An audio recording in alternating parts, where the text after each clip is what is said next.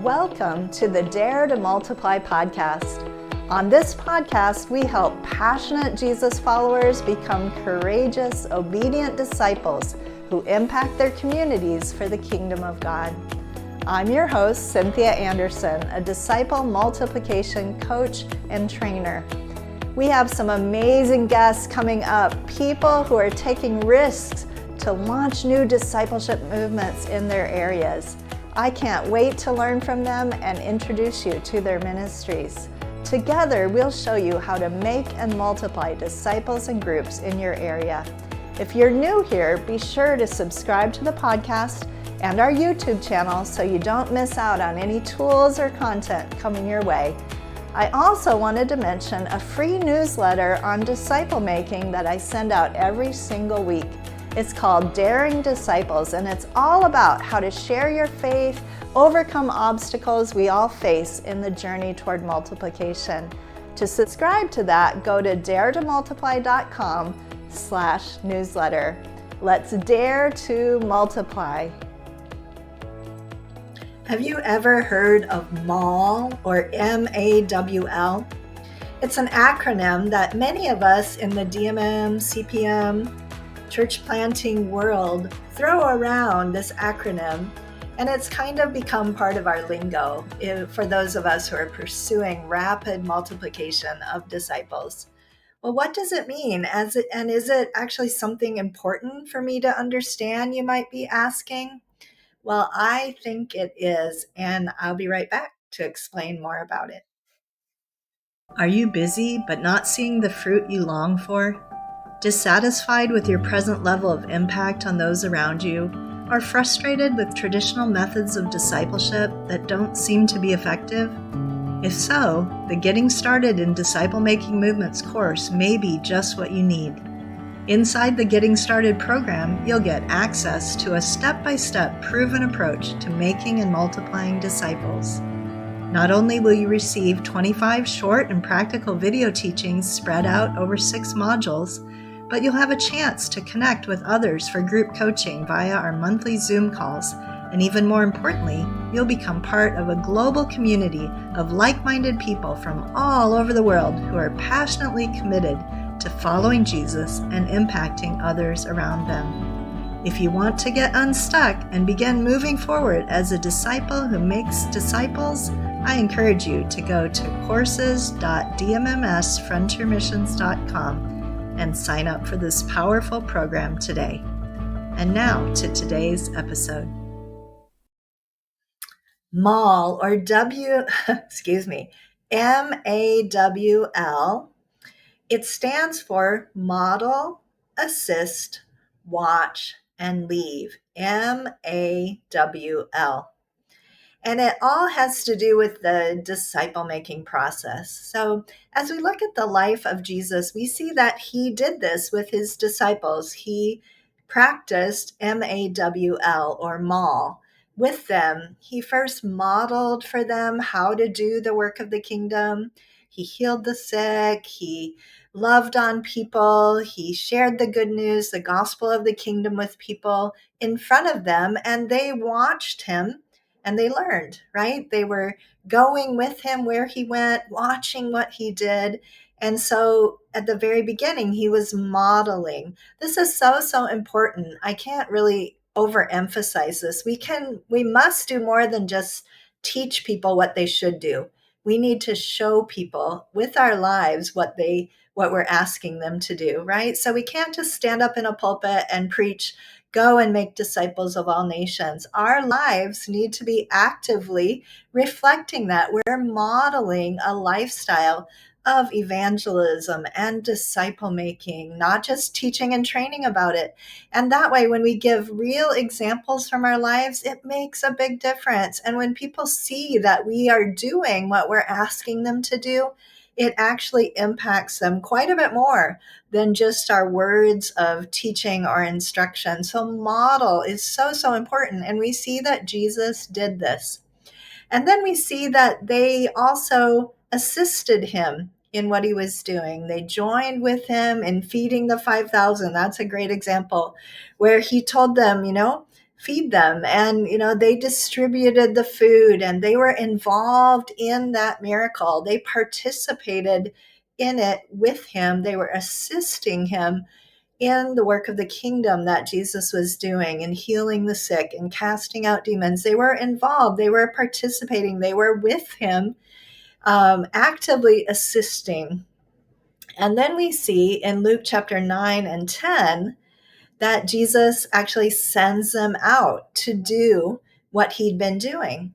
He says, now you guys go ahead of me into the villages where I'm about to go. And I want you to go heal the sick. I want you to find persons of peace. I want you to look for those who offer hospitality to you and stay with them and proclaim the news of the kingdom and cast out demons. So now he's asking them not just to assist, but to actually go and do it, right? And Jesus then asked them to come back and report. In a sense, that's the watching part. He's watching what they're doing. They're coming back and reporting to him, and he's giving them feedback, and he's listening to them as they go, and he's with them still and still involved, and then he's demonstrating again. So he's moving from just assisting to being watchful over the assignments that he's now given them to do. And then we find in Matthew 28, when Jesus is ascending up into heaven, he gives the Great Commission and he leaves them with the Holy Spirit to go and make disciples, right? So that's the leave part of the MAWL, MAWL. He leaves them and he goes into heaven, giving them this command and this commission to carry on the work. And, for many of us, that would seem really early for him to leave them, right? Only 3 years had they been watching him, working together with him, participating with him instructing and correcting them. But now he's leaving them and trusting them with the work. So we see Jesus doing MAWL or MAWL with his disciples. Now, some DMM practitioners or disciple multiplication coaches don't like to use the word leave. I want to talk about that for just a minute. Some people prefer to use the word launch. So they say model, assist, watch, and launch. I'm not sure I'm real hung up about either way. I think they're both good words, leave or launch. But the idea is that the reason why people kind of have trouble with that is some people have left and then kind of abandoned the people that they had been mentoring and discipling and completely disconnected from them. And I don't think that's going to lead to the most multiplication either. So I agree with them on that. To leave is not to abandon or completely disconnect from your disciples, right?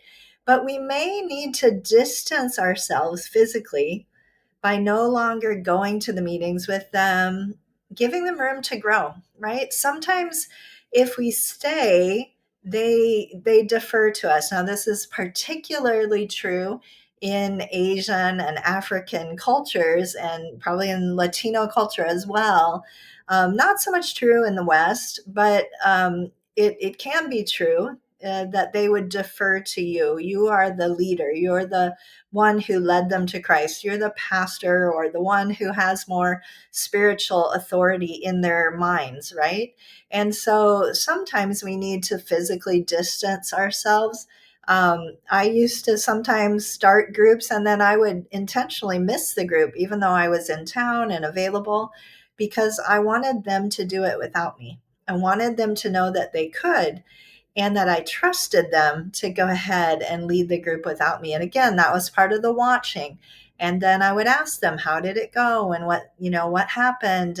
And maybe the next week I'd be back and I would help and model again for them or, watch them again after I'd given some instructions. So, this idea of leaving doesn't mean that we relationally disconnect from the people that we are leading. We want to stay relationally close to them. And for many of us, the people that we are discipling, it is a lifelong journey with them. You may move to a completely different country or to a different state and not be physically close, but you are still relationally close because these are people that you have discipled and mentored and invested in, and who you're believing are, potential movement leaders and people that you're pouring your life into, especially those who are really fruitful and starting to multiply. So I just want to be really clear. Leave does not mean leave the relationship. It may mean leave the physical situation so that they can have freedom to grow. I grew up in a pastor's home, and I know in some circles years ago, when a pastor would resign, the pastor would not have any contact whatsoever again with the congregation. It was considered inappropriate, right? But that's really not what we see in the New Testament, right? When Paul would move on to another city, he still stayed in touch. He wrote letters to the leaders. He continued to check on them, but he released complete authority to them and let them run with it, right? And we see that with Jesus too. Jesus didn't abandon us. When he went up into heaven, he is still connected to us relationally and still there for us. He said, I'll never leave you. I'll never forsake you, right? He said, lo, I'm with you always, right? He is with us. So I hope that point is sticking, right? We leave physically so that there's space for them to grow, but we stay relationally close, right? So whether you like to use the word launch or leave, that's up to you, right? I'm not hung up on that. I want to talk now for a few minutes about why some of us are good at modeling um, and leaving, but we're not so good at the watch and assist portion of the MAWL. Yet the watch and assist, or assist and watch, are really important parts of this discipleship process, this disciple making process with people. I work for a mission. I've worked for years in a mission that is really apostolic. We're great at pioneering new things. We had a very, very visionary founder, and we're often really good at modeling the first part, and we're good at leaving, but we're not always good at the assist and watch parts. Well, why is that? Let's talk about that for a little bit. And I think apostolically gifted leaders can have this same tendency as we have in our mission, and which for myself can be a real challenge at times. So modeling is fun. It's exciting. You're a natural pioneer, and you like pioneering, you like doing the modeling, you have your people with you, they're watching you, and that part is easy, right? The modeling part can be something that's really enjoyable. And then some of us who, again, as I said, are apostolically gifted, we like to leave. We like to move on to new locations, new places, new visions. And it's easy when we've moved on to something else ourselves and we have a new vision for us to forget about the people in our previous vision and not check in with them. And again, that's that thing of leaving completely. Apostolically gifted people can leave too rapidly, and they can leave too fully, I can say, and they can skip the assist and watch. So let me talk about assist and watch a bit.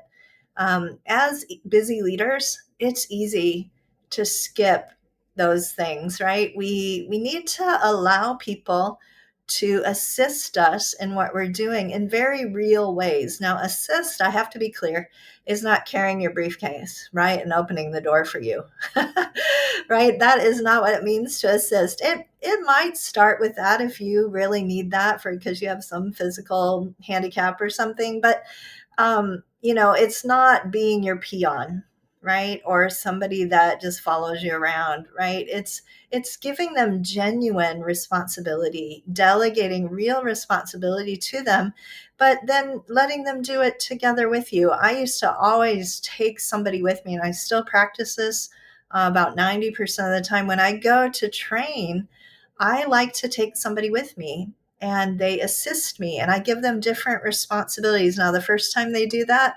If they haven't watched my training, they may mostly be watching. But the second time they're with me, I'm going to give them portions to do. We were just in Nepal, and a brother who I had the privilege of leading to the Lord many years ago came along. And oh, he was so nervous to do his small part. It wasn't a big part in the training. He was so nervous, but we prepared him and we believed in him and we encouraged him. And, did he do it as well as I would have? No, of course not.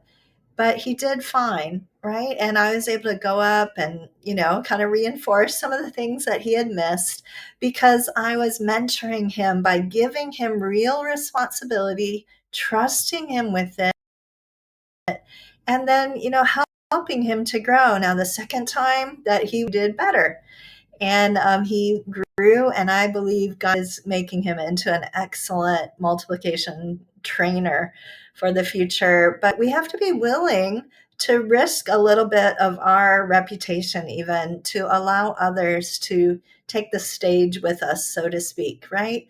To share the responsibilities of what we're doing with others that we're mentoring. And again, this is not something that comes free, right? I had to pay this brother's ticket. I didn't have that money. It was extra money, that we had to invest, but we're investing in multiplication. We're investing in others. And as Dave Ferguson says, we are helping them to become the hero, right? Rather than we're hero makers, right? We're raising them up rather than us keeping that forefront position ourselves. So assisting is really important and an important part of that process, but it does take an investment of extra time, extra money, extra energy to do that. And then watching. Watching can be really challenging for those of us who are, driven kind of people like myself, right? We're doers. We have a lot on our plate. We're action oriented, and to sit and watch another leader teach what you know how to teach, it can feel, to be honest, a little boring, right? And we can wonder, what am I doing? Why am I doing this? I could be out training hundreds more people. I could be out doing so much more. And here I am watching. But the watching part is really, really important. It takes humility to sit quietly and be a listener, to keep your mouth shut. It can feel like a waste of time, but it is not. You are observing them after you've trained them, after they've assisted. You're observing and you're looking for things that you can encourage them to do. There was a book out some years ago that talked about catching people doing things right. Yeah, so we're catching them doing things right, and we're talking about those things with them. Hey, the way that you prayed for that sick person, that was amazing. Or I saw the way that you led that Discovery Bible study. It was so good how you got everyone to participate. Or I really liked the illustration that you gave. It made it so clear. We're observing and finding things that we can catch them doing right and encourage in them. You have to be present and able to watch them do these things. And when necessary, if they mess up, you privately correct them. And that's okay too. But never correct them publicly, right? We want to let them grow, let them learn, let them make mistakes, even as we are taking the time to watch and affirm before we fully leave, right? So model, assist, watch, and leave or launch. So, so important. I want to talk again for a few more minutes about why it can be difficult to leave. For some people, the other three things are easier, but leave is the one that is difficult. It can be hard to leave and move on. Well, I want to say there is definitely a time to go. Staying too long can create some really significant problems. It can create dependency on you as the leader instead of them depending on the Holy Spirit. It can hinder their growth and their development as leaders. It really can cripple them if you stay too long. It can also hinder new ideas and creativity and even the flow of fresh passion. And in this, I'm especially talking about being willing to move on when you've been a movement catalyst, or you've been a significant founder of a ministry or founder of a movement. And as leaders age, I find it can be really hard for some to step down and to do that succession kind of piece, to pass the baton to others. We tend to find it hard to let go of things that we have poured our lives into, especially if our identity is kind of caught up in it. This is who I am, or this is where I'm getting my sense of purpose. Because I think as we age, we really grasp at purpose, as our bodies start to fail, as we start to have less energy and less abilities physically, we can grasp at purpose, and our identity and purpose can be tied up, which causes us to hold on and not release young leaders as early as we need to. Um, it's really important, though, that we're willing to step back into the shadows and let the younger leaders lead, right? And be willing to find a new role as an elder, to find a new role as someone who is there to encourage. Coaching's a great role for people who are in their senior years, but we want to encourage fresh passion, fresh creativity, fresh flow in the movements, and new ideas to come forth, even from the very beginning. And that can be something that's hindered if we hold on and we don't leave when we actually need to, and when it's time for us to move on. Now, in a DBS context, let me just talk about that a minute, because it's different. I've been talking about kind of in the overall movement, but in a DBS or Discovery Bible Study context, you only want to stay until the model is established, right? If you have found a person of peace and you are doing a Discovery Bible Study with them, you do want to make sure they understand the model and have learned it, so that they can follow the parts of that model, right? And do it properly, where they're not just taking over and preaching, or they understand the participatory learning. If you're using 3/3, or the 3-part meeting, you want to make sure that they understand the different parts. So you do want to stay until they have got the model down, so that they can reproduce it properly. But that doesn't take very long, right? And depending on the people. One movement leader recently, just the other day, I was in a call with a group of movement leaders from Nigeria, and one brother said that they were having trouble with this. And so they said 4 times is their rule, right? They model for 4 times, and in that 4 times, they're delegating to others. Other people are leading different parts. And then after 4 times, they're moving on and trusting. Now, they may check back. And again, they're not abandoning, but they're moving on and leaving after they've modeled. The person's assisted. They've watched them lead. Now they're leaving and launching that group so it can continue in its own, with its own leadership. If you stay too long, again, you can create all kinds of problems that you don't want if you're looking after multiplication. And even if that means, and I've had this happen to me before, that you have no group now to go to on your Sunday morning, that's okay, right? Move on and go find a new person of peace. Go start a new group yourself, right? But don't wait too long to move on when you have pioneered and started a new group. Trust the Holy Spirit, trust the people, and let them lead it on their own, or that person of peace will not have the authority that they need to truly develop as a leader and reach many in their community. Okay, so model, assist, watch, and leave. I'll be right back in just a few minutes with some key points for us to remember and an action step for you. Are you ready to unlock your potential as a disciple maker? Then it is time to dive deeper into the principles that are changing lives with the Multipliers Mindset course. This transformative course accompanies the book, The Multipliers Mindset, Thinking Differently About Discipleship by Cynthia Anderson. These lessons will help you not just through reading about a multiplying movement, but how to actively live out a lifestyle that leads towards movements. And here's the best part. It comes with a practical workbook, which is designed to take your learning even further. This workbook guides you step by step to apply what you learn and to impact the lives of lost people around you. With easy-to-follow steps, uplifting lessons, and timeless truths from the book, this course equips you to make disciples and to start groups that multiply. Visit multipliersmindset.com to step further into the work God is calling you to do. Let's multiply together. All right, so a couple of key points again: model, assist, watch, and leave.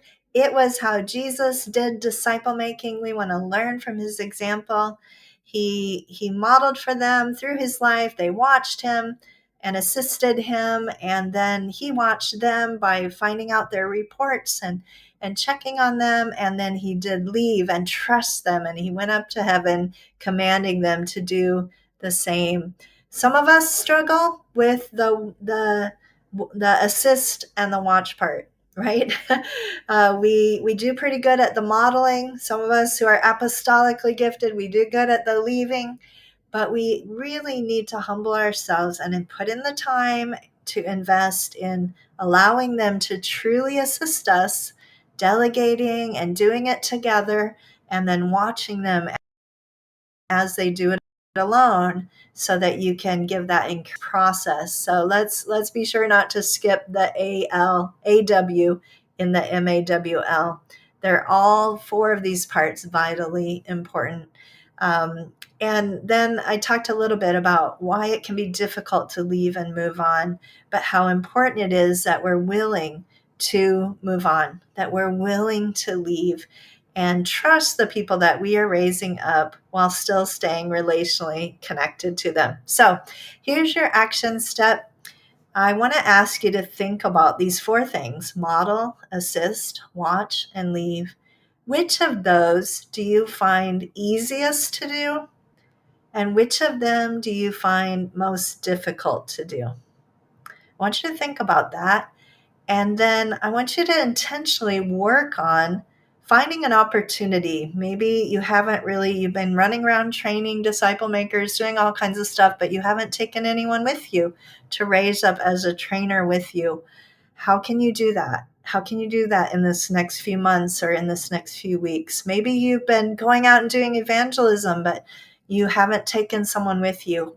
If assist is the one that you are model, think about that. Find a way to do that this week, to work on that key area so that all four parts of the model, assist, watch, and leave can be part of your disciple-making strategy. God bless you guys. Have a wonderful week. Go out and continue the good work that you're doing of making and multiplying disciples. God bless you. I'll see you in the next episode. That's all we've got for this episode of Dare to Multiply. One thing that would really help both us and other people who might like to listen in is for you to rate and review the podcast, if you haven't done that yet, on iTunes, Spotify, or wherever you listen. I'd also love to connect with you on Instagram, LinkedIn, or Twitter. Feel free to message me with any topics, questions you'd like addressed, or guests you'd like me to interview. Until next week then, please remember, no matter how ordinary you feel, God's dreams for us are always bigger than we can imagine. Let's dare to trust Him for a greater harvest.